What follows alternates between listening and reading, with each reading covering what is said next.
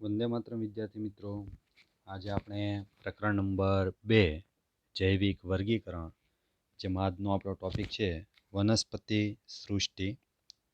ઉપર છેલ્લું આપણે જોઈશું કે વનસ્પતિ સૃષ્ટિમાં કયા વનસ્પતિઓનો સમાવેશ થાય છે, અને ત્યારબાદ આપણે વાયરસ વિશે સમજણ પ્રાપ્ત કરીશું. વનસ્પતિ સૃષ્ટિમાં બધા સુકોષ કેન્દ્રીય હરિતદ્રવ્ય ધરાવતા સજીવો સમાવેશિત છે. હરિતદ્રવ્ય ધરાવતા એટલે ક્લોરોફિલ. ગુજરાતી શબ્દ છે હરિતદ્રવ્ય, ઇંગ્લિશમાં આપણે ક્લોરોફિલ કહીએ છીએ. સુકોષ કેન્દ્રી, સુઆયોજિત કોષ કેન્દ્ર આવેલું છે, કોષ કેન્દ્ર પટલ આવેલું છે, એટલા માટે આપણે સુકોષ કેન્દ્રી કહીએ છીએ. આમ પણ પ્રાણી અને વનસ્પતિઓનો સમાવેશ છે સુકોષ કેન્દ્રી કોષમાં થાય છે. તો હરિતદ્રવ્ય ધરાવતા હોય એટલે એને આપણે કહી શકીએ કે વનસ્પતિઓ. તો વનસ્પતિઓમાં પણ જુદી જુદી પ્રકારની વનસ્પતિ હોય, જેમ કે કીટભક્ષી વનસ્પતિ, જે કીટકોનું ભક્ષણ સાથે સંકળાયેલી છે, કે પરોપજીવી વનસ્પતિ જ છે પોતે, પરંતુ સમગ્રતઃ અન્ય વનસ્પતિ ઉપર પોષણ માટે આધાર રાખે છે.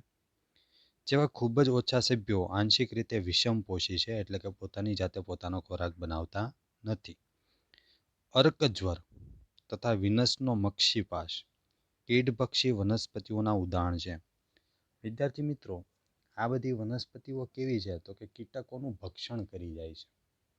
કીટકોનું ભક્ષણ કરે છે, એટલા માટે આપણે એને કીટભક્ષી પણ કહીએ છીએ. તો તમારે ઉદાહરણ યાદ રાખવાના છે, અર્કજ્વર અને વિનસનો મક્ષિપાશ. પરોપજીવી તરીકે હું વાત કરું તો વાંદો છે, અમરવેલ છે, પરોપજીવી છે. હવે આ અમરવેલની થોડીક વાત કરું તો પીળા રંગની સૂત્રમય રચના, દોરી જેવી લટકતી રચના છે. ખાસ કરીને અલ્પ વિકસિત પર્ણો છે, પર્ણ જોવા જ નથી મળતા એમ પણ કહી શકાય. અને એમાં હરિતદ્રવ્ય આવેલું જ નથી. તો હરિતદ્રવ્ય નથી એટલે કેવા રંગની દેખાય છે? તો કે પીળા રંગની. પોતાની જાતે પોતાનો ખોરાક બનાવી નથી શકતી, એટલે અન્ય વનસ્પતિ ઉપર આધાર રાખવો પડે છે, અને પોતે પોષણ મેળવે, એટલે આપણે પરોપજીવી વનસ્પતિ કહીએ છીએ. વનસ્પતિ કોષો મુખ્યત્વે હરિતકણો અને કોષ દિવાલ સાથેની સુકોષ કેન્દ્રીય રચના ધરાવે છે. હવે વનસ્પતિ કોષો છે એ મુખ્યત્વે કેવા છે? તો કે હરિતકણો અને કોષ દિવાલ સાથે સુકોષ કેન્દ્રીય કોષીય રચના ધરાવે છે. એટલે કે આજે કીટભક્ષી અને પરોપજીવી વનસ્પતિ સિવાયની અન્ય વનસ્પતિ છે એની વાત થાય છે. સામાન્ય વનસ્પતિની અંદર હરિતદ્રવ્ય એટલે કે ક્લોરોફિલ જોવા મળે છે, એટલા માટે તે સ્વયંપોષી છે. કોષ દિવાલ મુખ્યત્વે સેલ્યુલોઝની બનેલી છે. કોઈ પણ વનસ્પતિ હોય એની કોષ દિવાલ શેની બનેલી હોય? તો કે સેલ્યુલોઝની. તમે પ્રકરણ 8માં સુકોષ કેન્દ્રીય કોષ રચનાનો વિસ્તૃત અભ્યાસ કરશો. તો આપણે આગળ ઉપર પણ ચેપ્ટર નંબર 8 કોષ જીવનનો મુખ્ય એકમ, એમાં ઘણી બધી અંગિકાઓ આપેલી છે. તો એમાં પણ સુકોષ કેન્દ્રીય કોષની વાત કરેલી છે. લીલ, દ્વિઅંગી, ત્રિઅંગી, અનાવૃત બીજધારી અને આવૃત બીજધારી વનસ્પતિઓ આ સૃષ્ટિમાં સમાવેશિત છે. તો આમ તમે જુઓ તો વનસ્પતિ છે એના મુખ્ય બે ભાગ છે, અપુષ્પી વનસ્પતિ, સપુષ્પી વનસ્પતિ. એટલે કે પુષ્પવિહીન અને પુષ્પ ધરાવતી. હવે પુષ્પવિહીન એટલે એમાં પુષ્પ ખીલતા ન હોય, જોવા ન મળતા હોય, તો એના પણ જુદા જુદા સ્વરૂપ છે, એકાંગી, દ્વિઅંગી, ત્રિઅંગી, કે જેની અંદર તમને પુષ્પ જોવા મળતા નથી. જ્યારે સપુષ્પી વનસ્પતિ છે એમાં તમને પુષ્પ જોવા મળે, જેને આપણે અનાવૃત કહીએ, આવૃત બીજધારી કહીએ. વનસ્પતિઓના જીવનચક્ર બે વિશિષ્ટ તબક્કાઓ ધરાવે છે. કયા કયા? તો કે જન્યુજનક અને બીજાણુજનક. બીજાણુઓ ઉત્પન્ન કરતો તબક્કો હોય તો એને બીજાણુજનક કહેવાય, અને જો જન્યુઓ ઉત્પન્ન કરતો તબક્કો હોય તો જન્યુજનક. દ્વિકીય બીજાણુજનક અને એકકીય જન્યુજનક, જે એકબીજાને એકાંતરે છે. એકકીય તથા દ્વિકીય તબક્કાઓની સમયાવધિ આ તબક્કાઓ મુક્તજીવી છે કે એકબીજા પર આધારિત છે, કે તે વનસ્પતિઓના જુદા જુદા જૂથોમાં અલગ અલગ હોય છે. આ પ્રકારની ઘટનાને એકાંતર જનન કહે છે. જોકે આ એકાંતર જનન આપણે પ્રકરણ નંબર 3માં ભણીશું, એટલે અત્યારે આપણે એની ડિસ્કસ કરતા નથી. તો આ વાત હતી વનસ્પતિ સૃષ્ટિની. પ્રાણી સૃષ્ટિની વાત કરીએ આપણે. જેવી રીતે વનસ્પતિઓને જુદા જુદા પ્રકારમાં વર્ગીકૃત કરવામાં આવે છે, એવી રીતે પ્રાણીઓને પણ જુદા જુદા ભાગમાં વિભાજિત કરવામાં આવતા હોય છે. વિષમપોષી, આમ પણ પ્રાણીઓ છે મોટે ભાગે અન્ય ઉપર આધાર રાખતા હોય છે, એટલે એને વિષમપોષી કહેવામાં આવે છે. સુકોષ કેન્દ્રીય સજીવો દ્વારા આ સૃષ્ટિને વર્ગીકૃત કરાય છે, જે બહુકોષીય છે, એટલે કે ઘણા બધા કોષોના બનેલા છે. તેમના કોષો કોષ દિવાલ વિહીન હોય છે. પ્રાણીઓની વાત કરીએ તો પ્રાણી કોષમાં કોષ દિવાલ જોવા મળતી નથી, એટલે આપણે એમ કહી શકીએ કે કોષ દિવાલ વિહીન. તેઓ ખોરાક માટે પ્રત્યક્ષ કે પરોક્ષ રીતે વનસ્પતિઓ પર આધાર રાખે છે. આપણે મનુષ્યની જ વાત કરીએ, આપણે ઘઉં પ્રાપ્ત કરીએ, ઘઉંનો લોટ બનાવીએ, લોટમાંથી આપણે લોટ બાંધીએ, એમાંથી રોટલી ભાખરી બને, તો આપણે પ્રત્યક્ષ નથી એનો આધાર રાખ્યો, પરોક્ષ રીતે આડકતરી રીતે આપણે એનો ઉપયોગ કર્યો, બરાબર છે. પ્રત્યક્ષની વાત કરું તો આપણે કેરી ખાઈએ, ચીકુ ખાઈએ, જમરૂક, જામફળ, તો આ બધો પ્રત્યક્ષ કહેવાય. ડાયરેક્ટ આપણે વનસ્પતિમાંથી તોડીને એનો ખોરાક તરીકે ઉપયોગ કર્યો. તો બે રીતે આપણે આધાર રાખીએ છીએ, કાં તો આપણે પ્રત્યક્ષ અથવા તો પરોક્ષ. તેઓ તેમના ખોરાકનું પાચન અંતસ્થ ગુહામાં કરે છે, એટલે કે અન્ન માર્ગમાં. આપણી વાત કરીએ તો જઠર, ઓકે, જઠરની અંદર આપણે ખોરાકનો સંગ્રહ કરીએ છીએ હંગામી, અને સંચિત ખોરાક ગ્લાયકોજન કે ચરબી તરીકે સંગ્રહ કરે છે. તમને બધાને ખ્યાલ હશે વિદ્યાર્થી મિત્રો, મનુષ્ય શરીરની અંદર ગ્લુકોઝનો વધારાનો સંગ્રહ ગ્લાયકોજન સ્વરૂપે થતો હોય છે. જ્યારે ખોરાક આપણે પ્રાપ્ત નથી કરતા ત્યારે આ ગ્લાયકોજનનું વિઘટન ગ્લુકોઝમાં થઈને આપણને શક્તિ મળતી હોય છે. એવી જ રીતે ચરબીયુક્ત પદાર્થો જ્યારે આપણે ગ્રહણ કરતા હોય ત્યારે વધારાની ચરબી છે એ આપણા શરીરમાં જમા થતી હોય છે. તેમના પોષણનો પ્રકાર પ્રાણીસમ છે. ખોરાકના અંતગ્રહણ દ્વારા તેઓ ચોક્કસ વૃદ્ધિ પ્રક્રિયાને અનુસરે છે અને ચોક્કસ આકાર અને કદ સાથે પુખ્તતામાં વિકાસ પામે છે. ઉચ્ચ સ્વરૂપો તેઓના ઉપયોગ મુજબ વિકસિત સંવેદનાત્મક અને ચેતાચાલક ક્રિયાવિધિ દર્શાવે છે. તેમાંના મોટા ભાગના પ્રચલન કરવા સક્ષમ હોય છે. પ્રચલન કરવું એટલે એક જગ્યાએથી બીજી જગ્યાએ જવું, હલનચલન કરવું, સ્થાનમાં ફેરફાર કરવો, જેને આપણે પ્રચલન કહીએ. નર અને માદાની મૈથુન ક્રિયા દ્વારા લિંગી પ્રજનન કરે છે, જે ભ્રૂણ વિદ્યાકીય વિકાસને અનુસરે છે. વિવિધ સમુદાયોના સ્પષ્ટ દેખાતા વિશિષ્ટ લક્ષણોનું પ્રકરણ 4માં વર્ણન કરેલ છે, જે આપણે પ્રાણી સૃષ્ટિ નામનું ચેપ્ટર છે એમાં આપણે વધારે વાત કરીશું. તો આ વાત હતી ખાલી ઉપર છેલ્લી વાત હતી પ્રાણી સૃષ્ટિ. હવે આપણે અતિ સૂક્ષ્મ સજીવોની વાત કરીએ. વાયરસ, વિરોઇડ્સ અને લાઇકેન્સ ખૂબ જ અગત્યના પોઈન્ટ છે બંને, ત્રણેય. આમ તો વાયરસ શું છે, વિરોઇડ શું છે અને લાઇકેન્સ, આ ત્રણેયની આપણે થોડીક ડિસ્કસ કરીએ તો તમને વધારે ખ્યાલ આવશે. આમ પણ કોરોના મહામારીમાં તમે અનુભવી ચૂક્યા છો કે વાયરસ ધારે તો શું કરી શકે. કરોડો લોકો માત્ર કોરોના વાયરસને લીધે મૃત્યુ પામ્યા. ઓકે, તો ખરેખર વાયરસનો પ્રકોપ કેટલો મોટો કહેવાય તે આપ સૌ જાણો છો. RH વિટેકરની 5 સૃષ્ટિ વર્ગીકરણ પદ્ધતિમાં વાયરસ અને વિરોઇડ જેવા કેટલાક અકોષીય સજીવો તેમજ લાઇકેન્સનો ઉલ્લેખ કરવામાં આવ્યો નથી. અહીં તેઓની સંક્ષિપ્ત રજૂઆત કરી છે. તો આવો આપણે વાયરસને સમજીએ. કોણે શોધ કરી હતી, કેવા પ્રકારના હોય છે, કયા કયા રોગો સાથે સંકળાયેલા જોવા મળે છે. વાયરસ, આમ તો સ્વાભાવિકપણે આપણે ગુજરાતીમાં વિષાણુ કહેતા હોઈએ છીએ. આપણે બધા ક્યારેક ને ક્યારેક શરદી સાથેના ચેપી તાવ કે ઇન્ફ્લુએન્ઝાના રોગિષ્ટ અસરમાં સંપડાઈએ છીએ.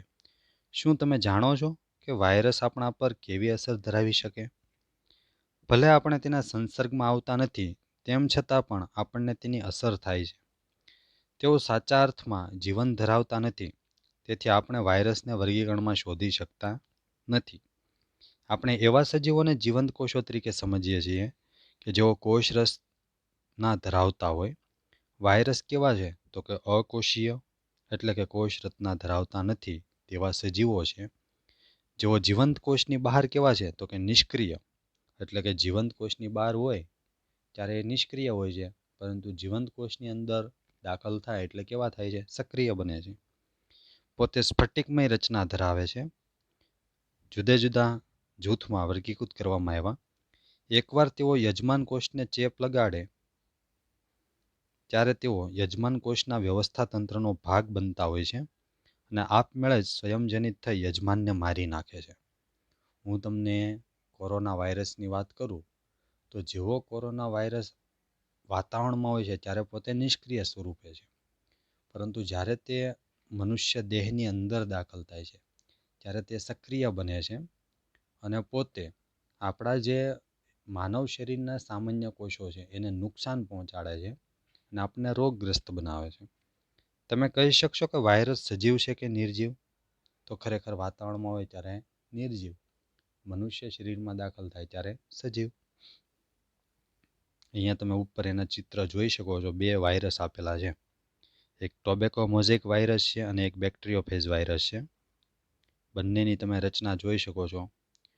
ટોબેકો મોઝેક વાયરસ અને બેક્ટેરિયોફેજ. બેક્ટેરિયોફેજમાં શીર્ષ, ગ્રીવા, આવરણ અને પુચ્છતંતુઓ આવેલા હોય છે. ટોબેકો મોઝેક વાયરસની વાત કરું તો જનીનદ્રવ્ય તરીકે આરએનએ, બાહ્ય આવરણ તરીકે કેપ્સિડનું આવરણ એટલે કે પ્રોટીનનું આવરણ જોવા મળતું હોય છે. હવે આપણે એને સમજીએ. તમે બધાએ લુઈ પાશ્ચર નામના વૈજ્ઞાનિકનું નામ સારી રીતે સાંભળ્યું હશે. દૂધને ઊંચા તાપમાને ગરમ કરી ઠંડુ પાડવામાં આવે છે, જેને પાશ્ચર ટેકનિક પણ કહેવામાં આવતી હોય છે. તો દૂધ તમે લાંબો સમય સુરક્ષિત રાખી શકો છો. એ પણ લુઈ પાશ્ચરે આપેલી દેન છે. પાશ્ચર દ્વારા વાયરસ નામનો અર્થ વિષ કે ઝેરી રસાયણ તરીકે આપવામાં આવ્યો હતો. આખું નામ છે લુઈ પાશ્ચર. તો એના દ્વારા વાયરસનો અર્થ ઝેરી રસાયણ એવો આપવામાં આવ્યો હતો.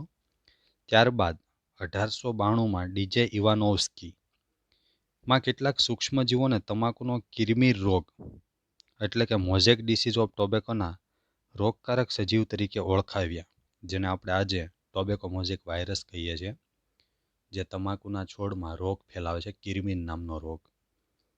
તેઓ બેક્ટેરિયા પ્રૂફ ફિલ્ટરમાંથી પણ પસાર થઈ શકતા હોવાથી દેખાવમાં બેક્ટેરિયા કરતાં ખૂબ નાના દેખાતા હતા. આ ટીએમવી વાયરસ છે કેવા દેખાતા હતા? તો કે બેક્ટેરિયા પ્રૂફ ફિલ્ટર હોય જેમાંથી આપણે બેક્ટેરિયાને આરપાર નથી થઈ શકતા, એવા ફિલ્ટરમાંથી પણ આ વાયરસ પસાર થઈ જતા હતા. ઓકે, તો આપણે એમ કહી શકીએ કે બેક્ટેરિયા કરતાં પણ કદમાં કેવા છે? નાના. એમ.ડબલ્યુ. બેઇઝર્નિકે ઈસવીસન 1898માં તમાકુના રોગગ્રસ્ત છોડના નિષ્કર્ષણનું નિદર્શન કર્યું, જે તંદુરસ્ત છોડને ચેપ લગાડે છે. તો ઈસવીસન 1898માં એક વૈજ્ઞાનિક થઈ ગયો, જેણે તમાકુનો છોડ ઉપર પ્રયોગો કર્યા, અવલોકન કર્યું. તો એને પણ ખ્યાલ આવ્યો કે તંદુરસ્ત છોડને વાયરસ છે એ ચેપ લગાડે છે. તે રસાયણને ચેપકારક જીવંત રસાયણ એટલે કે કંટાજિયમ વાયવમ ફ્લુઇડમ કહ્યું. તો એ ચેપકારક રસાયણ શું હતું? તો કે એણે નામ આપ્યું કંટાજિયમ ફ્લુઇડમ વાયવમ. ડબલ્યુ.એમ. સ્ટેનલી એ 1935માં દર્શાવ્યું કે વાયરસને સ્ફટિકમય બનાવી શકાય છે. તો સ્ટેનલીએ પ્રયોગશાળામાં પ્રયોગો કર્યા છે અને એના ઉપરથી એણે ફલિત કર્યું, સાબિત કર્યું કે કોઈ પણ વાયરસ હોય એને આપણે સ્ફટિકમય બનાવી શકીએ છીએ. આ સ્ફટિકો મુખ્યતઃ શેના બનેલા હોય? તો કે પ્રોટીન ધરાવે છે. તેઓ તેના ચોક્કસ યજમાન કોષની બહાર નિષ્ક્રિય હોય છે. વાયરસ અવિકલ્પી પરોપજીવ છે, તો એ બીજા ઉપર આધાર રાખવો પડે ત્યારે એને પોષણ મળે અને પોતે વૃદ્ધિ પામી શકે. વાયરસ પ્રોટીન ઉપરાંત જનીન દ્રવ્ય પણ ધરાવે છે. તો વાયરસની અંદર જવાબદાર જનીન દ્રવ્ય કયું? એની હવે આપણે વાત કરીએ.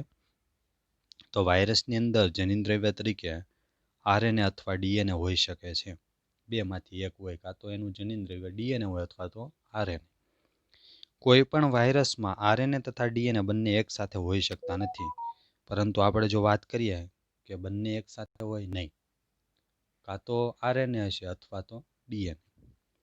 વાયરસમાં જનીન દ્રવ્ય તરીકે ન્યુક્લિયોપ્રોટીન આવેલું છે અને જનીન દ્રવ્ય કેવું છે? તો કે ચેપી છે.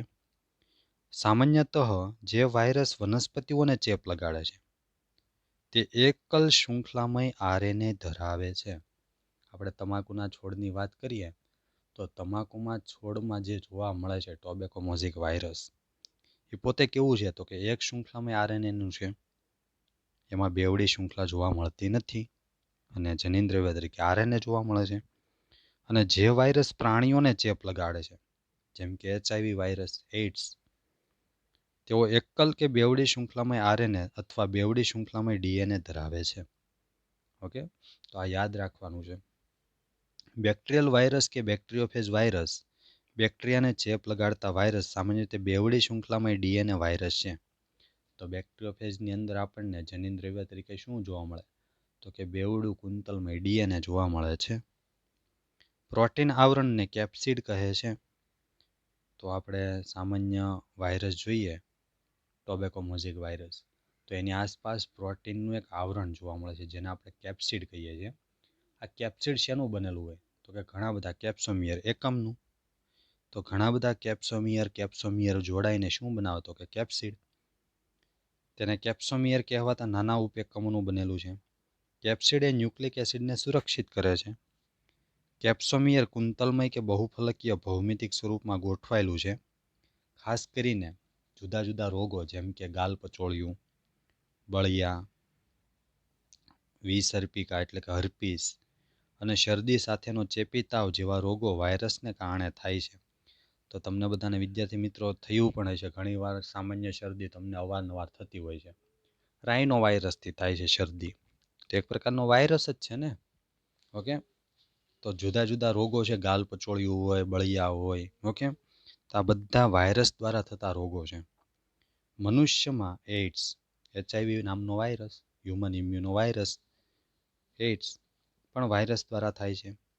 વનસ્પતિઓમાં એટલે કે તમાકુના છોડમાં તમાકુમાં થતો જોવા મળતો કિરમિન નામનો રોગ, પર્ણવલન એટલે કે વળી ગયેલા પર્ણો, પર્ણકુંચન એટલે કે વાંકા ચૂકા થઈ ગયેલા હોય, કરલી, પાંડુવર્ણ એટલે પીળા પડી જવા, પર્ણો છે ઘણીવાર પીળા પડી જતા હોય છે, ઓકે, વાયરસના ચેપને લીધે, તથા શિરાસ્પષ્ટતા, વામનતા અને કુંઠિત વૃદ્ધિ જેવા રોગ ચિહ્નો હોઈ શકે છે. તો વનસ્પતિની અંદર પણ જુદા જુદા પ્રકારના લક્ષણો જોવા મળે છે. શેના લીધે? તો કે વાયરસના ચેપને લીધે. તો આપણે વાત કરીએ, જેવી રીતે મનુષ્યમાં ગાલપચોળિયું, બળિયા, હર્પીસ, ઓકે, શરદી સાથે ચેપી તાવ, તો આ બધા લક્ષણો છે એ વાયરસના આક્રમણને લીધે થતા હોય છે. એવી જ રીતે વનસ્પતિમાં પણ પર્ણો વળી જવા, ઓકે, પીડાઈ જવા, પીળા પડી જવા, એનો વિકાસ ન થવો, છોડ ઠીંગણા રહેવા, તો આ બધા લક્ષણો છે એ વાયરસને લીધે થતા જોવા મળે છે. હવે આપણે વિદ્યાર્થી મિત્રો વિરોઇડની વાત કરીએ. વિરોઇડ શું છે? તો વાયરસ કરતાં પણ જે કદમાં નાના હોય એને શું કહેવામાં આવે છે? વિરોઇડ. કોણે શોધ કરી હતી? ઈસવીસન 1971માં ટીઓ ડાયનર એ એક એવા નવા ચેપીકારકો શોધ્યા કે જેઓ વાયરસ કરતાં પણ કદમાં નાના હતા અને તેના કારણે બટાટામાં ત્રાકમય ગ્રંથિનો રોગ થાય છે. તેમાં મુક્ત આરએનએ જોવા મળે છે. તો વિરોઇડ્સમાં શું જોવા મળે છે? તો કે મુક્ત આરએનએ. કોના કરતાં નાના છે? તો કે વાયરસ કરતાં પણ કદમાં નાના છે. ક્યાં જોવા મળે છે? તો કે બટાટાની અંદર ગ્રંથિલ નામનો રોગ કરે છે. તમે ઘણીવાર બટાટા કાપ્યા હોય તો કાળા રંગનું જોવા મળતું હોય છે. એ ગ્રંથિલ નામનો રોગ છે. પ્રોટીન આવરણ કે જે વાયરસમાં જોવા મળે તેનો અભાવ હોય છે. આથી તેને વિરોઇડ્સ નામ આપવામાં આવ્યું છે. વિરોઇડ્સના આરએનએનો આણ્વીય ભાર ઓછો હોય છે. તો ઘણીવાર તમને વાયરસ અને વિરોઇડનો જો તફાવત પૂછાય તો તમે કહી શકો છો વાયરસનો આણ્વીય ભાર વધારે હોય છે, જ્યારે વિરોઇડ્સનો આરએનએ આણ્વીય ભાર ઓછો હોય છે. હવે આપણે વાત કરીએ લાઇકેન્સની. ત્યારબાદ આપણું ચેપ્ટર 2 જૈવિક વર્ગીકરણ અહીં પૂરું થશે. તો લાઇકેન્સની વાત કરીએ. આમ પણ તમે લાઇકેન્સ એટલે શું જાણતા હશો.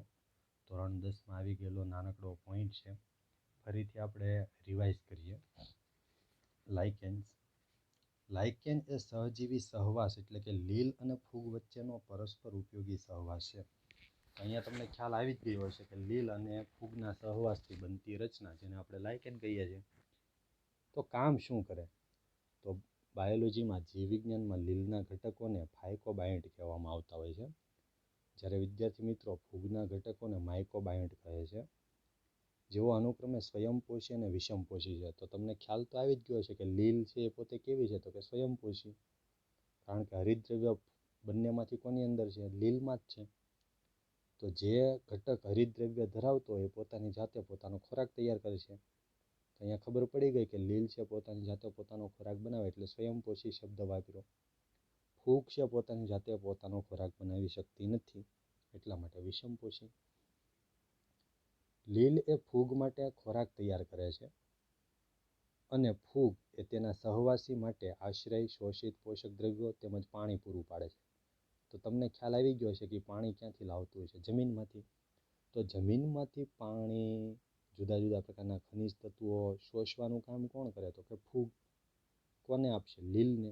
લીલ શું કરશે? તો કે પોતાની અંદર હરિતદ્રવ્ય આવેલું છે એટલે પોતાની જાતે ખોરાક બનાવશે, અને એ બધો ખોરાક બનાવશે એમાંથી લીલ પોતાની માટે થોડોક રાખશે અને બાકીનો ખોરાક છે ફૂગને પહોંચાડશે, અને આવી રીતે એકબીજાનું જીવન જીરવાય છે. તેથી તેમનું એવું ગાઢ સંગઠન છે, જો કુદરતમાં લાયકેન એકલાને જોઈએ તો પણ આપણે કદી કલ્પના કરી શકતા નથી કે તેનામાં બે ભિન્ન પ્રકારના સજીવો સંકળાયેલા છે. લાયકેન્સ ખૂબ જ સારા પ્રદૂષણ સૂચકો છે. તો હવે તમને ખ્યાલ આવી ગયો છે કે જ્યાં ઝીરો પોલ્યુશન છે, જ્યાં બિલકુલ પ્રદૂષણ થતું નથી, એવી જ જગ્યાએ તમને લાયકેન જોવા મળશે. કારણ તો કે જ્યાં પ્રદૂષણ હશે ત્યાં પોતે ઉગી નહીં નીકળે. તો પ્રદૂષણ સૂચક તરીકે પણ લાયકેનનો ઉપયોગ થતો હોય છે. તેઓ પ્રદૂષિત વિસ્તારમાં વિકાસ પામતા નથી. તો વિદ્યાર્થી મિત્રો, આજે આપણે અગત્યના ઘણા બધા પોઈન્ટ જોયા. ઓકે, વનસ્પતિ સૃષ્ટિ, પ્રાણી સૃષ્ટિ, વાયરસ, સ્પિરોઇડ અને લાયકેન. તો જુદા જુદા અલગ અલગ પોઈન્ટ વિશે આપણે સમજણ પ્રાપ્ત કરી અને અહીં આપણું ચેપ્ટર 2 પૂર્ણ થાય છે, જૈવિક વર્ગીકરણ. નેક્સ્ટ ટાઈમ આપણે નવું ચેપ્ટર શરૂ કરીશું. Have a nice day. Good day.